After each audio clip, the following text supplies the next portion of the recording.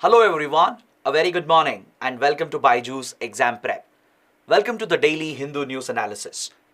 So let's begin today's discussion by looking at the topics that I have chosen from the daily edition of the Hindu newspaper. For today's discussion, I have chosen 7 articles. There are 3 important articles for a detailed discussion, and we have 4 smaller articles which are more relevant for the prelims exam.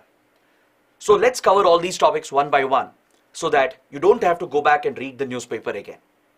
If you guys are liking these initiatives, do support us by pressing the like button, share these videos with other aspirants, and don't forget to subscribe to our channel. And also don't forget to join our Telegram channel, because after the session ends, we have a quiz on these topics which will help you revise these articles again. So do subscribe to the Telegram channel as well by using the link provided in the description box below. So let's begin the discussion by looking at this important editorial from page number 8. This editorial deals with disaster management.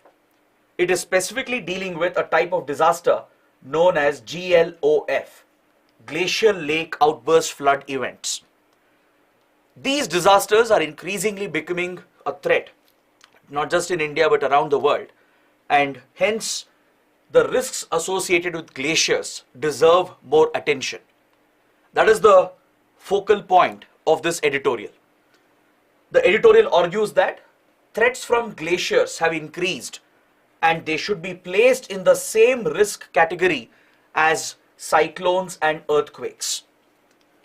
The importance that we give for cyclones and earthquakes or even floods, the same importance has to be assigned to risks and hazards associated with glaciers, especially to GLOF events. So that is the primary point the editorial is making. So in this context, we should understand this topic in complete detail. It's very important not just for disaster management under GS paper 3. The topic is relevant even for geography under GS paper 1. So today, we shall understand why the risks associated with glaciers have increased of late.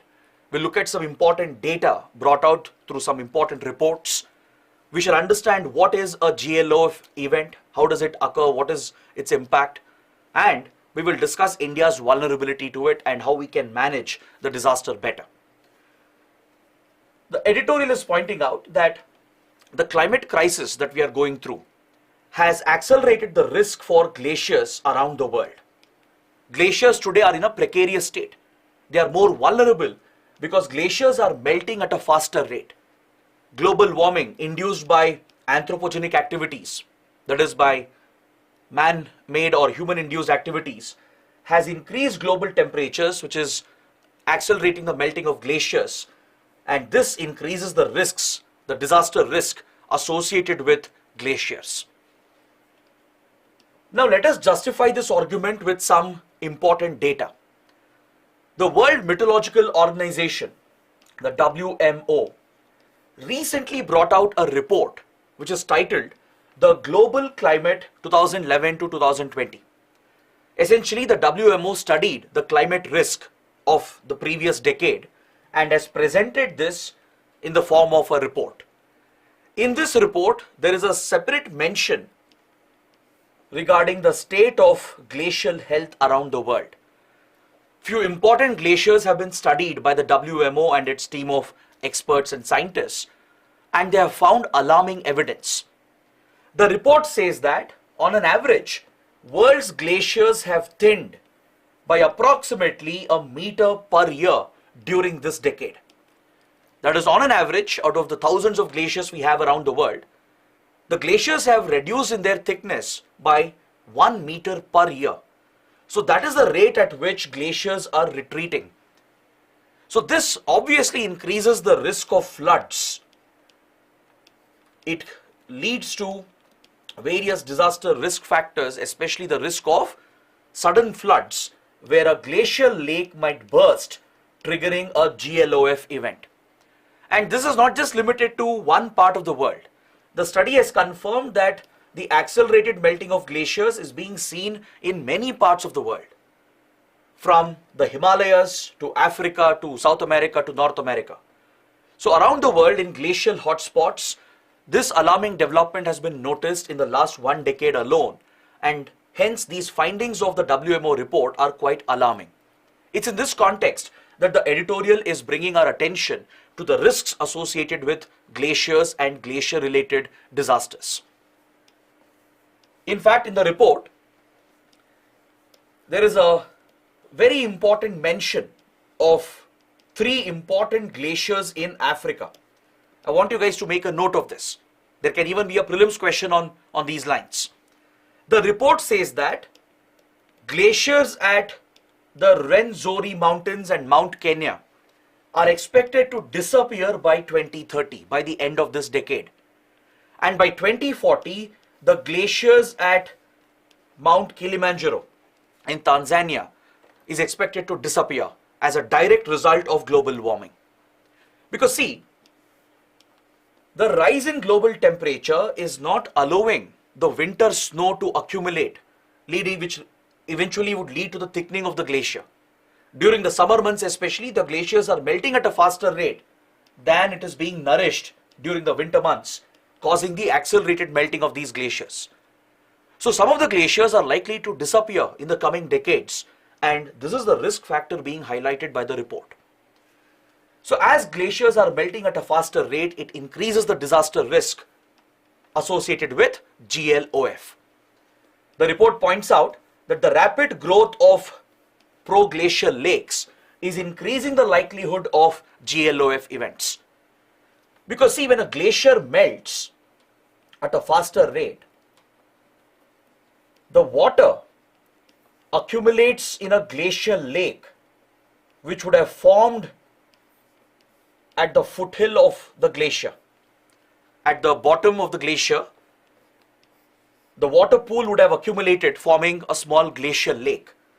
So this glacial lake will be holding enormous quantities of water, and these natural lakes might breach, they might break open under certain circumstances, causing a sudden flash flood in the downstream. Such an event is called a GLOF event.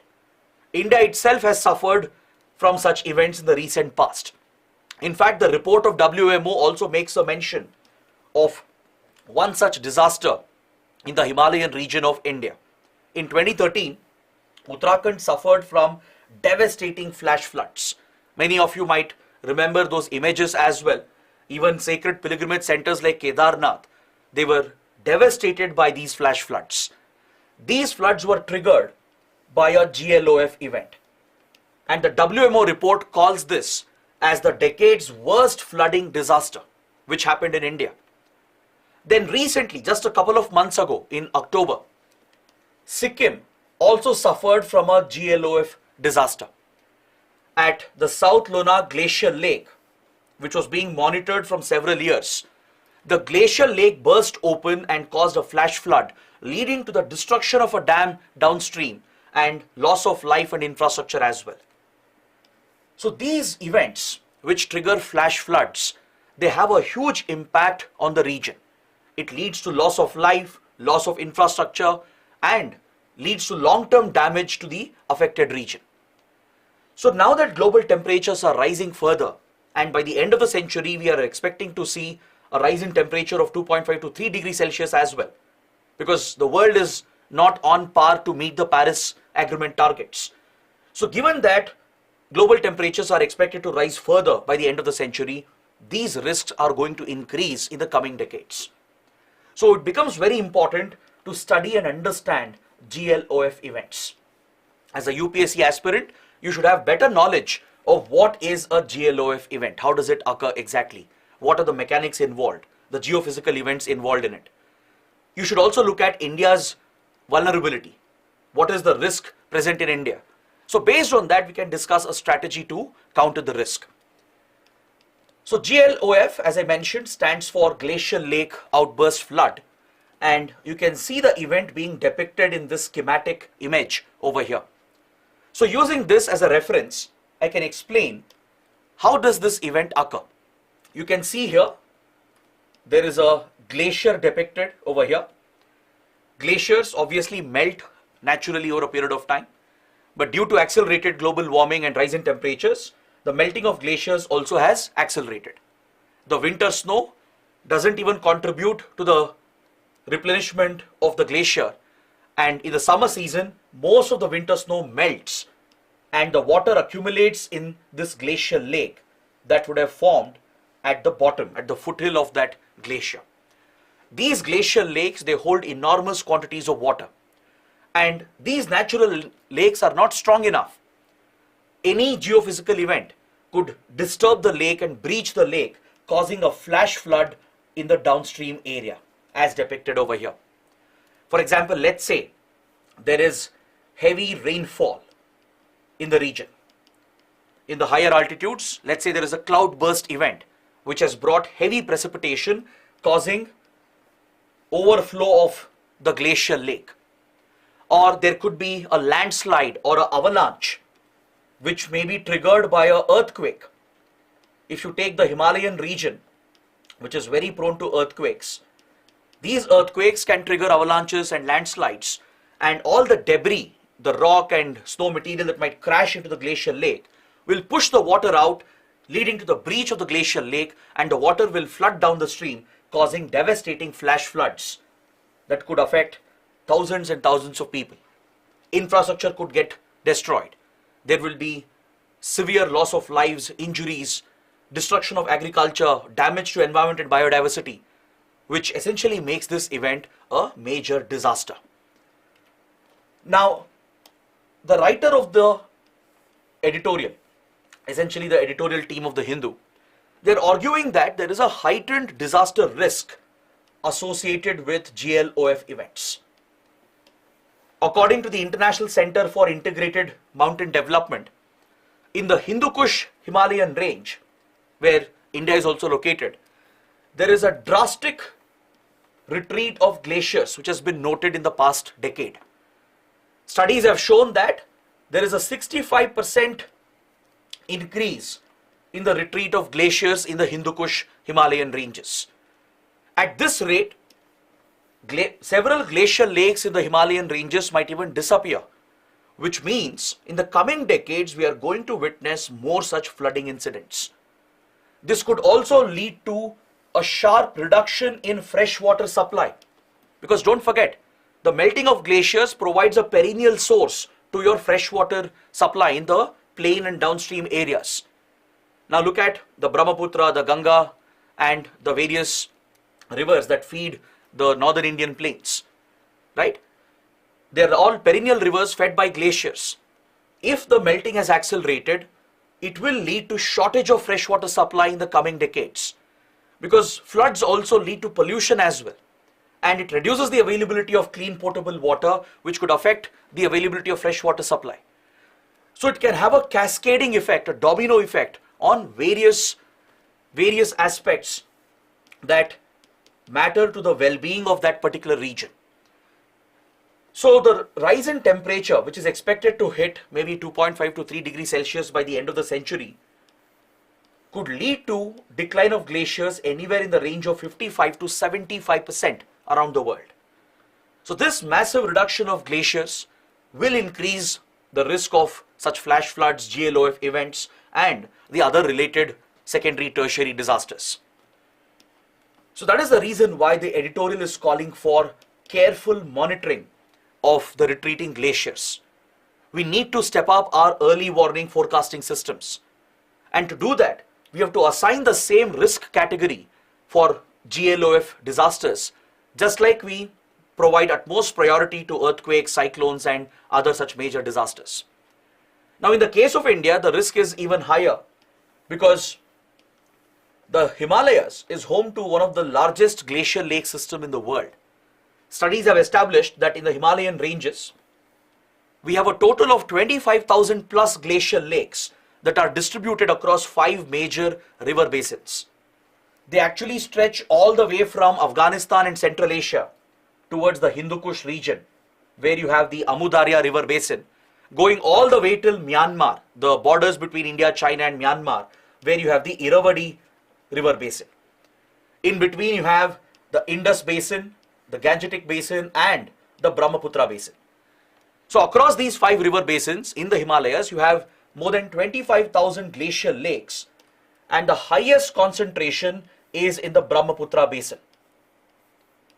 The Brahmaputra river basin has the highest number of glacial lakes, followed by the Indus basin, then the Gangetic basin, the Amudarya basin and the Irrawaddy basin, which is one other important geographical fact for your prelims. So this clearly highlights the hazard, the vulnerability being faced by India. So despite this risk factor, there is a lack of preparedness. Not just in India but around the world. Enough attention has not been paid to risks associated with glaciers and GLOF events. So editorial is calling for greater planning, greater focus on pre-disaster planning and preparedness in order to reduce the disaster risk. See, if you understand the concept of disaster risk arises when hazard meets with vulnerability and exposure. When a particular hazard meets or interacts with vulnerability and exposure, that is, if a region is vulnerable and if it is exposed to that hazard, when eventually the hazard turns into a disaster, the risk associated with the disaster would be enormously high, meaning it would cause more severe damage. So in the case of India, the hazard is already present in the Himalayas. The GLOF events are likely to happen. So along with the hazard being present, the region is vulnerable. The region is densely populated. We haven't prepared enough. We haven't planned enough. And the region is exposed as a result. So disaster risk in the case of India is quite high as far as GLOF events are concerned. Given the rate at which Himalayan glaciers are melting and the lack of preparedness and the complete absence of early warning systems highlights the risk present over here. In the case of the South Lonak lake burst that happened in October, South Lonak glacial lake was being monitored by a team of international researchers from many years. Despite having this early warning and advisory, still we failed to mitigate the disaster. We saw the impact where several lives were lost and an entire dam was destroyed in Sikkim when the South Lonak glacial lake burst. Now imagine if there is no early warning at all. There are thousands of glacial lakes which are not being monitored. Today, you have enough technology available through which some of the vulnerable glacial lakes can be monitored through satellites, through drones, and through an advanced network of sensors installed on the ground. You can keep track of the melting of glaciers and the health of the glaciers, and you can even provide early warning. So that is why the editorial is urging to place glacial risks and GLOF events under the same risk category as cyclones, floods and earthquakes. See, today India has gotten much better in managing cyclones and even floods because our disaster management approach has improved. There is better planning, better preparedness, and more importantly, we have early warning and forecasting. Take the example of Cyclone Michong, which recently hit Tamil Nadu and Andhra Pradesh. Thanks to the early warning provided by IMD, we managed to evacuate people. We managed to take precautionary measures. Both structural and non-structural measures were taken up, which has reduced and minimized the loss of life. And even infrastructure along the coastline of India has become more resilient because of the early warnings that are readily available, which are very accurately available as well. So if the same is available for glacial lake outburst floods, we can definitely deal with the disaster risk in a much better manner and we can reduce the disaster risk. So that is why the editorial is calling upon the state, the government, the disaster management authorities to focus on comprehensive risk assessment. Further studies will be needed in pre-disaster planning and preparedness to understand the risk profile of India. So along with monitoring these sensitive glaciers which are vulnerable, there should be a thorough study conducted to identify specific regions which are at greater risk. You need to map out the risk on a vulnerability map. You have to create a vulnerability profile for the country and accordingly implement your disaster management plans. There should be focus on making the infrastructure in the vulnerable region more resilient to withstand the impact of such flash floods triggered by GLOF disasters. The people of the region should be better trained. They should be more aware as what to do, what not to do during such times of disasters. The local authorities at the district level and village level, they should be trained They should be prepared all the time for immediate evacuations if required when an early warning is sounded. So these are the various measures that can be taken as part of disaster management planning and preparedness in the pre-disaster phase. So this is what you need to understand from this important editorial. You can definitely expect a question from here, either in GS paper 3 or maybe even in GS paper 1. Now let's look at another important column on the same page from international relations. The writer of the column is talking about India-Sri Lanka relations and specifically about connectivity and trade and economic linkages between India and Sri Lanka. As you know, Sri Lanka is a very important southern neighbor of India. Given its location in the Indian Ocean, it occupies a strategic location as far as India is concerned. Sri Lanka is at the heart of the Indian Ocean. It is a country which is vital for global shipping because of its modern port and logistics infrastructure present at important ports like Colombo. Right? India and Sri Lanka share historical civilizational ties, and with regard to India's economic stability and even with regard to our national security interests, Sri Lanka is very, very important. Now, despite India-Sri Lanka being so close to each other geographically and as well as diplomatically, connectivity between both the sides is very limited. You can see here that India-Sri Lanka are divided by the Gulf of Mannar and Park Strait. You can see the international maritime boundary line over here, which was demarcated in 1974 and 76 when both countries signed the maritime boundary agreements. In fact, Rameshwaram, located over here in coastal Tamil Nadu, is hardly a few nautical miles away from the Talaimanar region of the northern province of Sri Lanka. Even the Jaffna region of Sri Lanka over here in the northern province is very close to coastal Tamil Nadu. So given this proximity, ideally we should have improved connectivity. There should have been better maritime connectivity, better land-based connectivity. We should have had several joint projects going on in the region. But unfortunately, a lot of this is missing. Of course, there are many factors which have contributed to it. Sri Lanka's civil war had created an adverse situation in the region, which almost had a negative impact on India-Sri Lanka relations as well, right? For almost 40 to 50 years, Sri Lanka was badly hit by the ethnic conflict, and in a way, India had a role to play in it.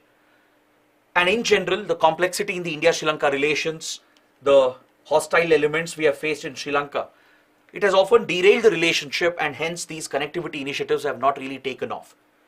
So the focus of the column is essentially connectivity between India and Sri Lanka and the overall economic relations between India and Sri Lanka. The writer is talking about a proposal that Ranil Wickremesinghe, the current Sri Lankan president, had made almost 20 years ago. The current Sri Lankan president was also the Prime Minister of Sri Lanka 2 decades ago. So back then he had made a proposal of building a bridge, a land bridge that would connect Rameshwaram in Tamil Nadu with Talaimanar in northern province of Sri Lanka. You can see this proposed bridge depicted here in this map. The proposal by Ranil Wickremesinghe almost 20 years ago was to connect Rameshwaram with Talaimanar. This link would have boosted economic ties, cultural ties, and it would have provided for regional integration, something which India has always desired for in the South Asia region. But unfortunately, this proposal has not taken off. Even recently, Sri Lankan President Ranil Wickremesinghe, who's now the president of the country, he brought up this idea. He reiterated this proposal that he had made 20 years ago as the Prime Minister, and he tried to revive this idea of connecting Rameshwaram with Talaimanar. Now this project holds great potential for regional economic integration. It will not only bring India and Sri Lanka closer, it will further provide for integration of South Asia itself. It has tremendous potential to improve trade and connectivity and commerce between both the sides. But every now and then the project has been opposed by Sinhala Buddhists who have taken a stand against the project in Sri Lanka. especially some of the more extreme radical elements of Sinhala Buddhist factions in Sri Lanka who are in majority, they've opposed this project largely on political lines, as they've largely blamed India for supporting the Tamil militants and rebels. There is that divide that exists between India and some of the radical factions of Sinhala Buddhist elements. So this political opposition, the civil war and the general derailment of India-Sri Lanka relations has completely derailed this project.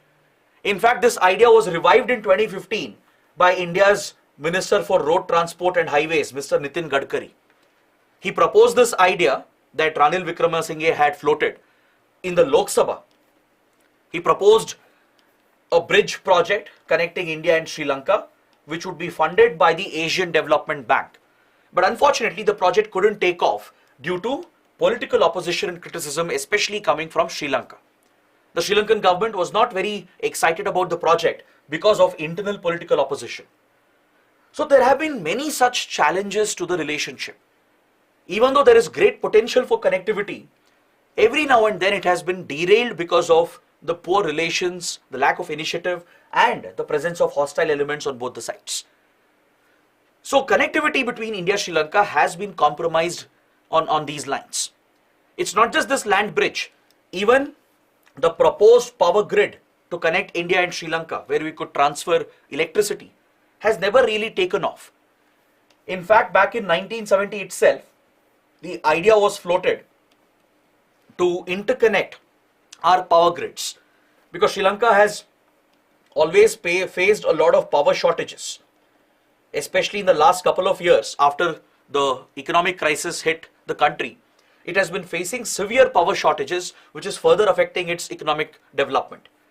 Now imagine if there was a power grid from where India would be exporting electricity to Sri Lanka. These power shortages would have been addressed and it would have supported the Sri Lankan economy. So back in 1970s itself, the idea of an interconnected power grid had been proposed. In fact, in 2010, India signed agreements with Sri Lanka and Bangladesh to interconnect our power grids. But this project has succeeded with Bangladesh, whereas it has failed to take off with Sri Lanka. India, Bangladesh actually have seen a lot of progress when it comes to sharing electricity. In fact, the BBIN countries, that is Bangladesh, Bhutan, India and Nepal, these four countries, they already have a regional power sharing arrangement which has been enabled by India. India has played a critical role in interconnecting the power grids of Bhutan, which produces surplus electricity because of the hydro projects that India has built, and transfers the surplus electricity from Bhutan to Nepal and Bangladesh, which face energy shortages. So the idea to interconnect the power grids in the neighborhood has seen progress with regard to India, Bangladesh, Nepal and Bhutan, but similar progress has not been seen between India and Sri Lanka. Even though such agreements were signed many years ago, ideas were proposed many years ago, we haven't seen any such progress between India and Sri Lanka, whereas India and Bangladesh have indeed seen some progress.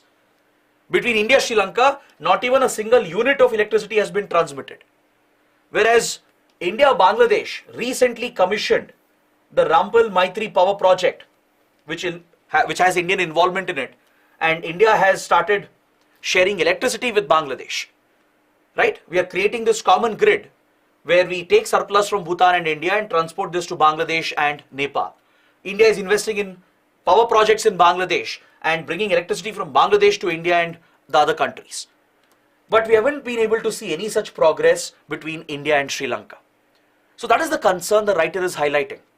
And this is not just limited to land connectivity, power connectivity, it is also seen in trade and economic relations as well. In fact, back in 1998, India-Sri Lanka signed a free trade agreement, which means the barriers to trade should have reduced. Trade volume should have gone up significantly, but that hasn't happened. You can't witness the transformation of India-Sri Lanka economic relations despite the establishment of a free trade agreement. But one good development is that despite all these constraints and challenges, India remains a major supplier to Sri Lanka even today, despite all these challenges and hurdles. Even today, 26% of Sri Lanka's total imports comes from India. That highlights the critical role of India in Sri Lankan economy. And especially in the last 1.5 to 2 years, since Sri Lanka has been facing its economic crisis, India has been the key supplier and provider of essential items, from medicines to food items to fuel. We have extended concessional loans through line of credits, given tremendous financial assistance amounting to $4 billion to support and sustain the Sri Lankan economy. So despite all the constraints and challenges, India and Sri Lanka have been trying to focus more on their economic ties, particularly in the last 1.5 to 2 years. India has remained the biggest source of tourist arrivals as well, because tourism is a major source of revenue for Sri Lanka. Sri Lanka has a very limited economy. It mainly relies on export of tea, spices, rubber, along with tourism, which brings in foreign exchange for Sri Lanka. So India remains the biggest source of tourism. The number of Indian tourists entering the country is the highest compared to any other country. So there is much more potential that exists in this relationship. There is a further opportunity there for both India and Sri Lanka to scale this relationship beyond what exists today. Even though India is a major supplier of essentials, a big source of tourism, a big source of investments, still there is a lot of potential if we can improve connectivity. Not just land connectivity, even maritime connectivity, power connectivity, etc. But thankfully, in the last few months, we are seeing some progress, especially after Ranil Wickremesinghe visited India in July 2023. There has been a lot of progress under the leadership of Prime Minister Modi and Sri Lankan President Ranil Wickremesinghe. There are some positive developments coming out from this relationship. In fact, both PM Modi and Ranil Wickremesinghe have reiterated the need for establishing land connectivity between India and Sri Lanka. Recently, Ranil Wickremesinghe in the Sri Lankan budget has proposed an innovative idea to turn the Colombo port into a trade and logistics hub of the region to serve the supply needs of southwest India and turn the strategic Trincomalee port located on the east coast of Sri Lanka to meet the supply needs of southeast India. Essentially, Ranil Wickremesinghe has talked about leveraging Sri Lanka's port and logistics facilities located on its west and east coast and using them to serve the Indian market and connecting the Indian market with the global market. Now, this holds tremendous potential, and in fact, when Ranil Wickremesinghe visited India in July, India and Sri Lanka issued a joint statement which contained a reference for taking forward the idea of having land connectivity between Rameshwaram and Talaimanar. Both sides are interested in this initiative. They want to conduct a feasibility study and very quickly take up this project of creating a land bridge that will link Rameshwaram directly with Talaimanar. Now, this particular visit was of great importance because during the 2023 visit of Ranil Wickremesinghe to India, many important initiatives were taken up. Several key agreements were signed, key projects have been launched, including projects under maritime connectivity. India and Sri Lanka are looking to leverage Sri Lankan ports, Colombo, Trincomalee, Kanke-Senturai. You can see all of them here in this map. Sri Lanka has several strategic ports located. This is Kanke-Senturai here in the northern province, which has been developed by India. The Colombo port developed by China, where India also has some investments of late.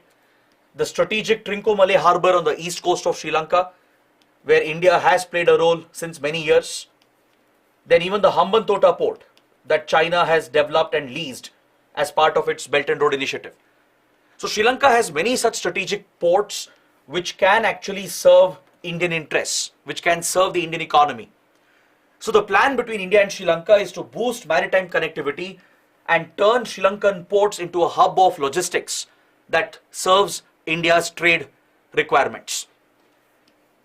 Recently, both the sides have signed agreements to establish passenger ferry services, to resume the passenger ferry services to improve the movement of people and movement of goods between the two sides. Recently, ferry services were started after a long time between Nagapattinam in Tamil Nadu and Kanke-Senturai in Sri Lanka. You might have seen this event as well. These ferry services, they existed many decades ago, but they had been stopped because of the civil war and the negative impact it had on India-Sri Lanka relations. So after many years, the ferry service has been restarted. It has been resumed between Nagapattinam and Kankesenturai. There is a similar proposal to have a passenger ferry service between Rameshwaram and Talaimanar as well.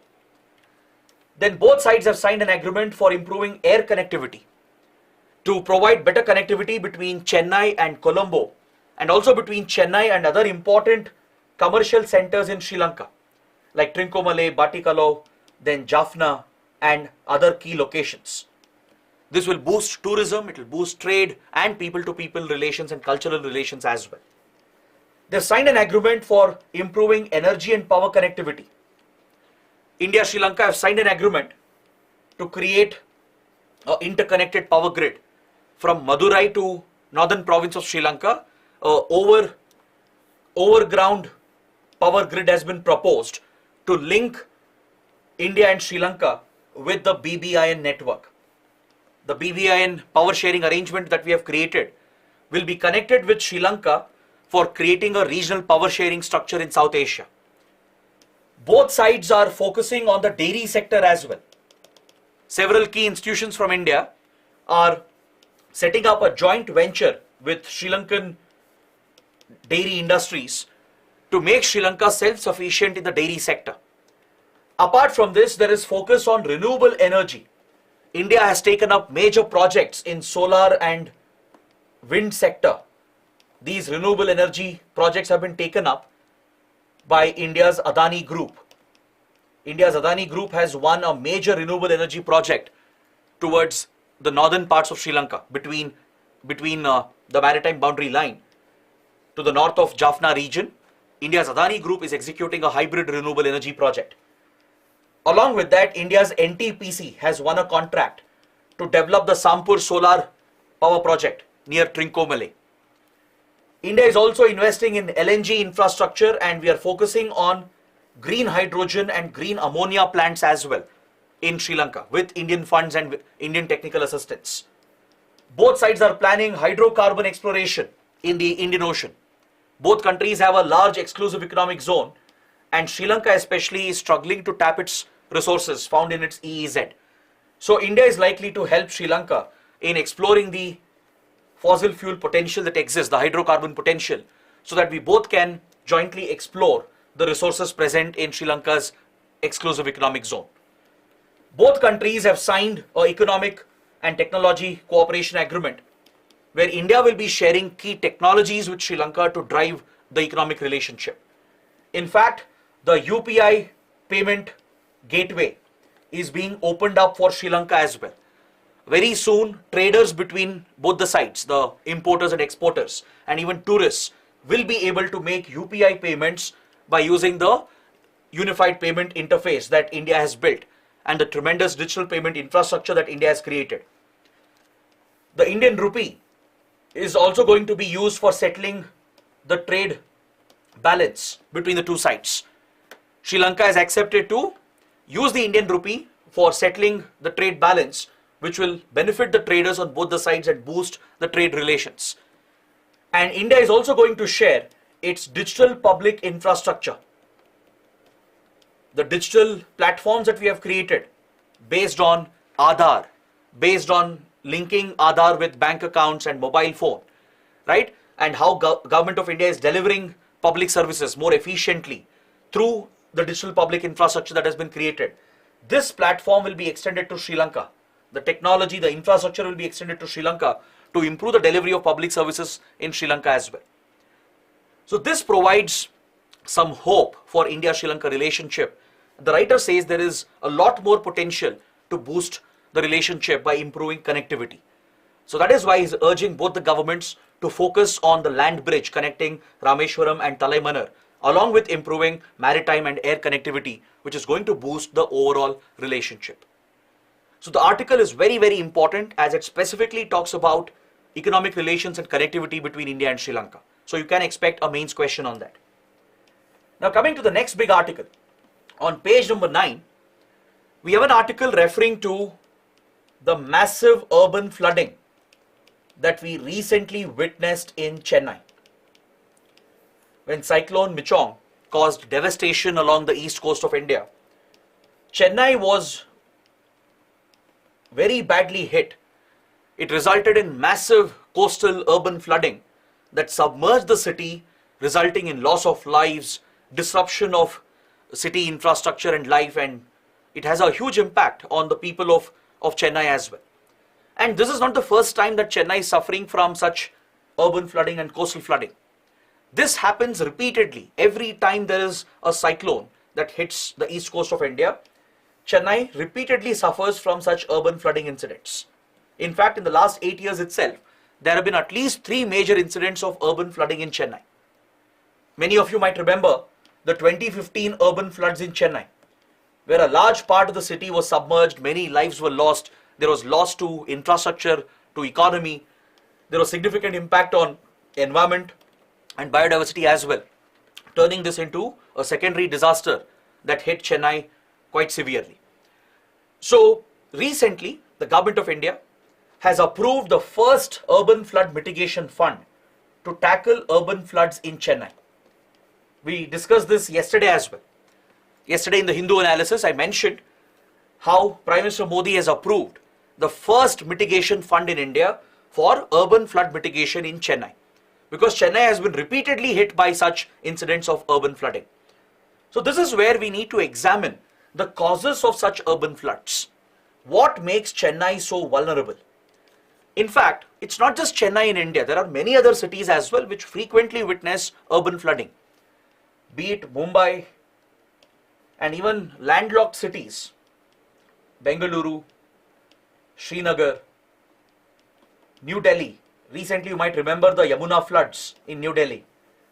Every time during the rainy monsoon season, right, even landlocked cities witness urban flooding in India, and coastal cities like Mumbai and Chennai are even more vulnerable.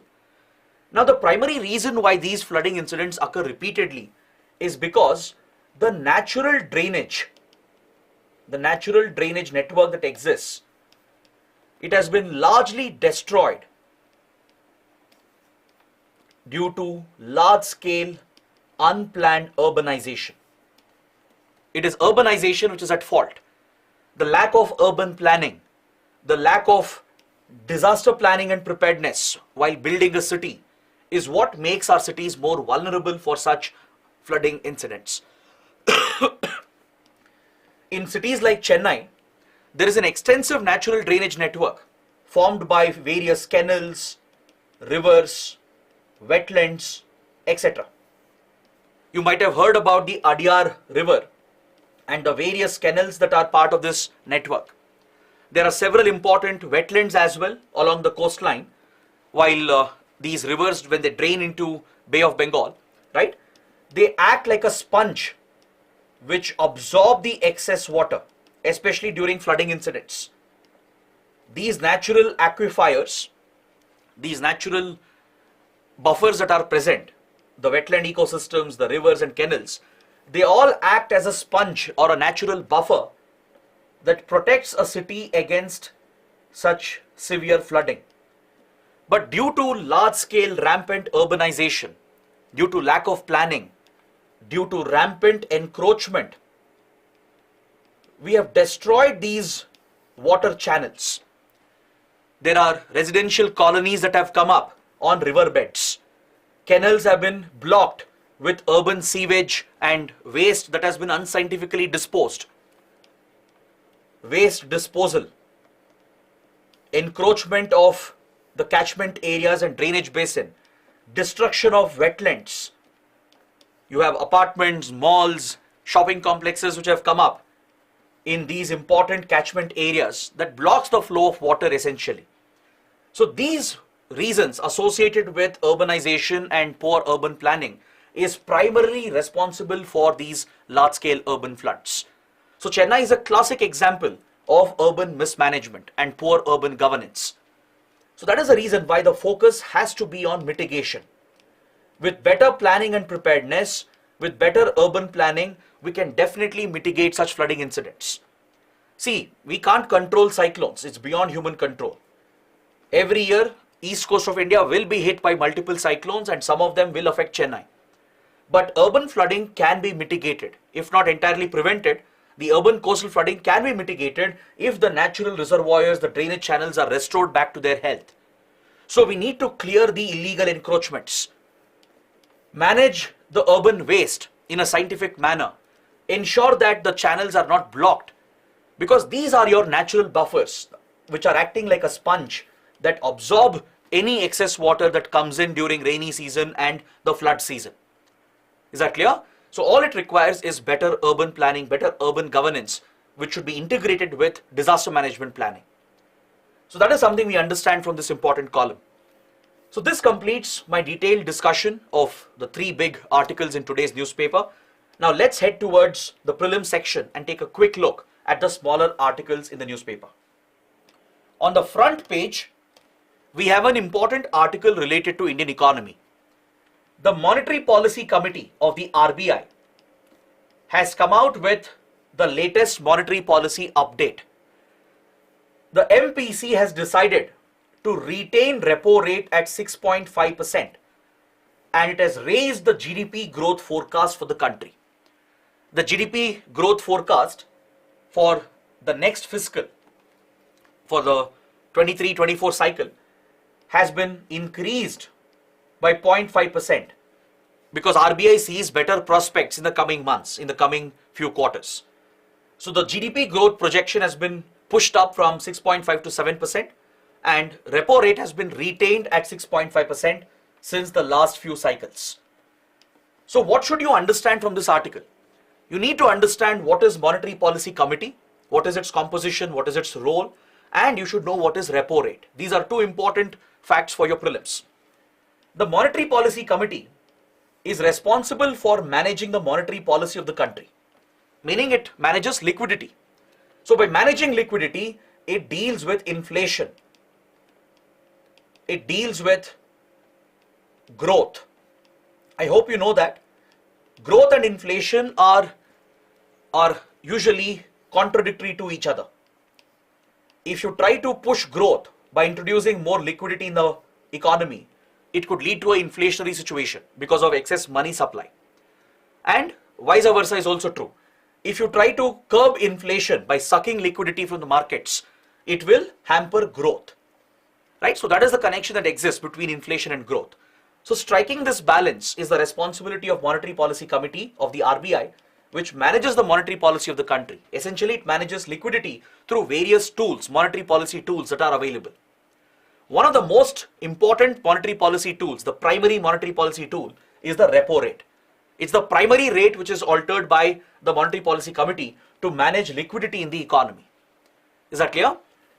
So this committee was established in 2016.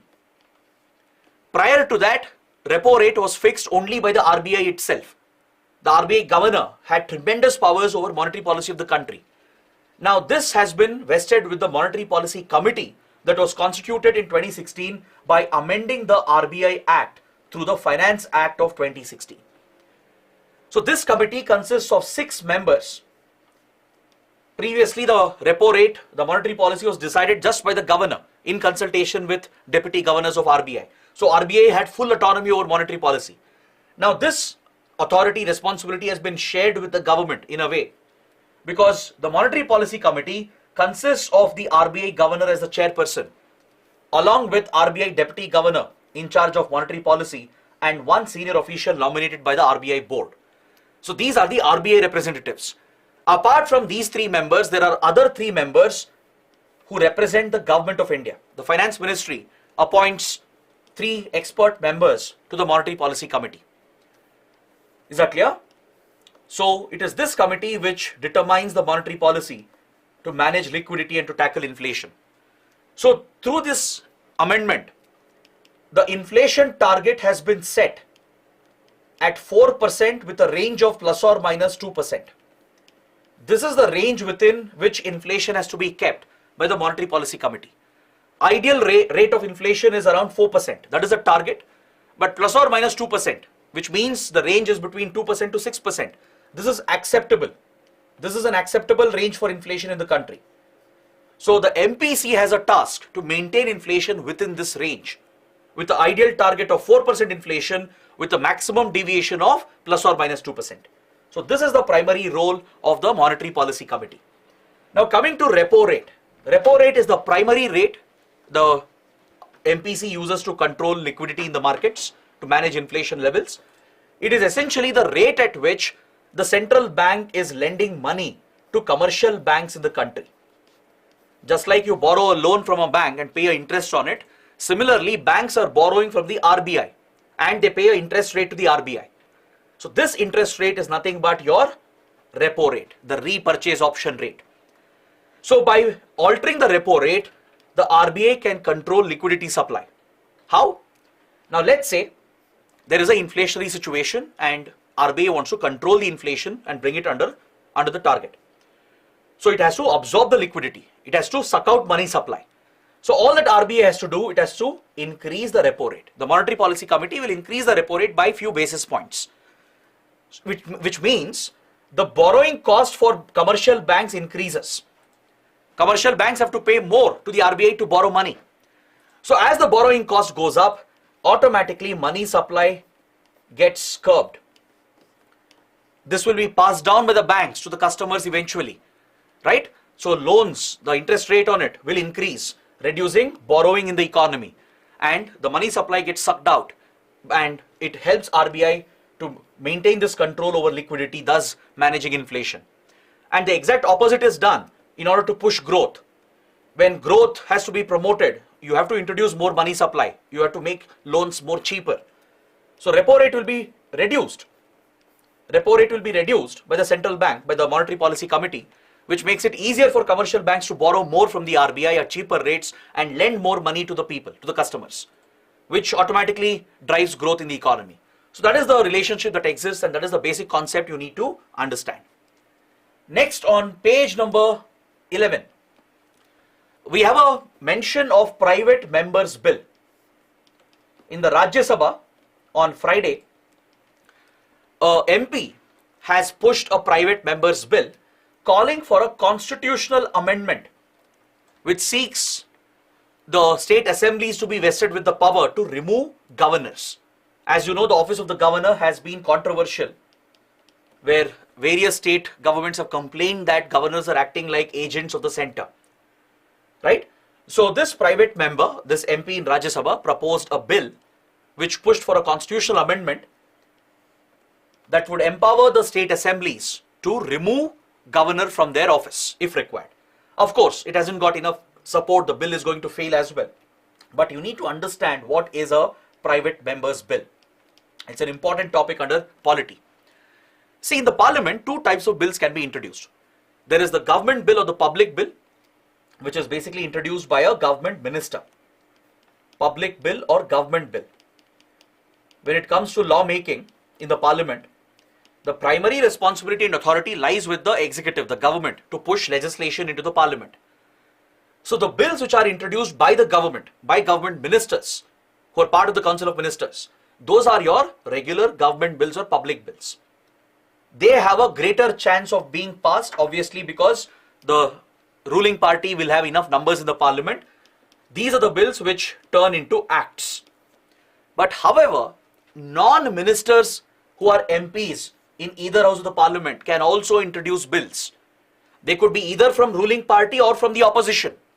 Any MP in Lok Sabha and Rajya Sabha, they can also propose a bill on their own.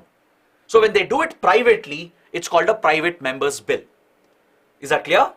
Any bill which is not pushed by the government itself, which is being pushed by a MP, either in Lok Sabha or Rajya Sabha, who's a non-minister, such a bill is a private member's bill, but however, it has a very lesser chance of being passed.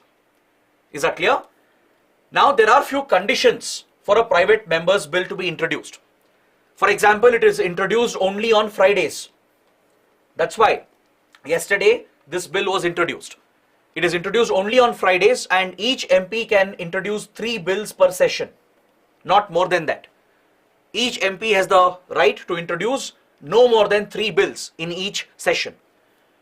So the member themselves have to draft the bill.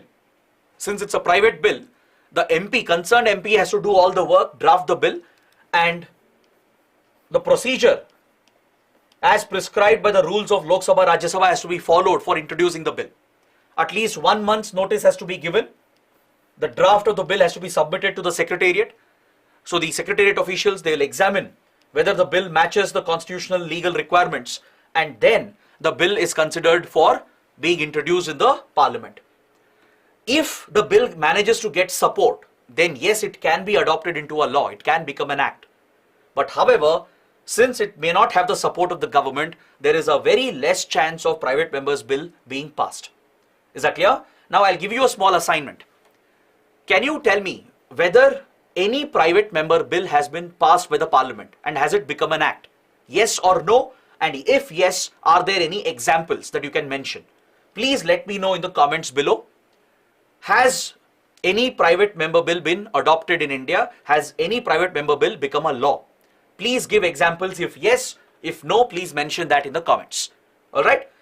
Next, on page number 12, we have an update regarding Indian exports. The government of India has banned the export of onion, and it has revised the wheat stock limit mainly to manage domestic supply and prices.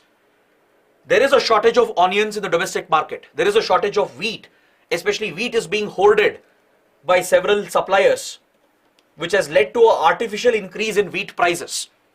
The prices of onion as well has shot up, which is an essential vegetable across the country. So to regulate the prices and to manage the supply within the domestic market, the government of India has banned further export of onion till March 2024.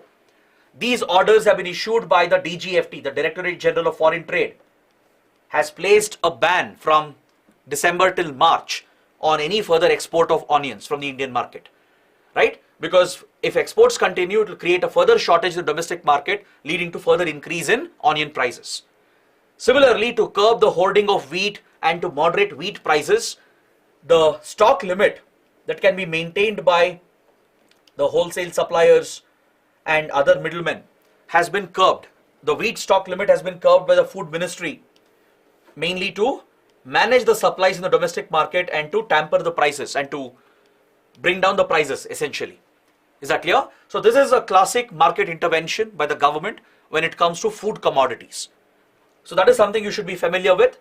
Now coming to the last article for today, we have a very important topic here from Science and Technology. Some of you might have heard about CRISPR technology. It is a gene editing technology which was seen as a revolutionary technology when it came out. In fact, this technology is so revolutionary that it has been awarded the Nobel Prize. It recently won the Nobel Prize in 2020. The Nobel Prize for Medicine went for this invention. So CRISPR is basically a gene editing technology where the gene structure can be altered. Essentially, in a lab, you can create the gene structure that you want, which means you get to play God. Humans get to play God. You can treat, or rather you can prevent several diseases and disorders from ever coming up. You can potentially create designer babies. You can ensure that the fetus will have the desired features from height to complexion to eye color, etc. You can improve overall health parameters by tackling hereditary diseases and disorders which are passed on genetically. So there is tremendous potential for CRISPR. At the same time, it raises a lot of risks as well, ethical risks and the possibility of misuse, right? So CRISPR technology, the gene editing technology, gained a lot of public attention, and now there is a breakthrough. Based on CRISPR technology, a cure has been brought out for sickle cell disease in the United States, which has been approved by the US FDA. Sickle cell disease, as you know, is a hereditary disorder, a blood disorder essentially. It's a genetic disorder that is passed on from parents to children, right? And because of this genetic anomaly, the person suffering from sickle cell disease, their hemoglobin structure is altered. There is an anomaly in the hemoglobin structure. hemoglobin, which is usually round or spherical, right, will have a sickle shape, meaning its oxygen carrying capacity will be reduced. It affects the oxygen supply to key tissues and organs, even leading to strokes, severe pain because of the constriction on blood vessels, and even leads to organ failure. In fact, those suffering from sickle cell disease will actually suffer from a premature death. So there are many patients who suffer from sickle cell disease. So through CRISPR, this can be prevented entirely. By editing the right genes, it can be entirely prevented from being passed on to the next generation. So one such therapy here, which has come out in the US, which can even cure those suffering from sickle cell illness, has been approved by the US FDA. Is that clear? This gene editing based therapy, which will cure the current patients as well, has been approved by the US FDA, and this is indeed a big breakthrough. So with this, I would like to complete the discussion for today. I hope you guys have liked the comprehensive discussion. Please take up these questions, mains questions, for your answer writing practice. Please write the answers and post them in the answer writing portal, for which the link is provided in the description box below. If you like the session, do press the like button, share your comments, and don't forget to subscribe to our channel. So that is it for watching. I'll see you tomorrow. Take care. Have a good day.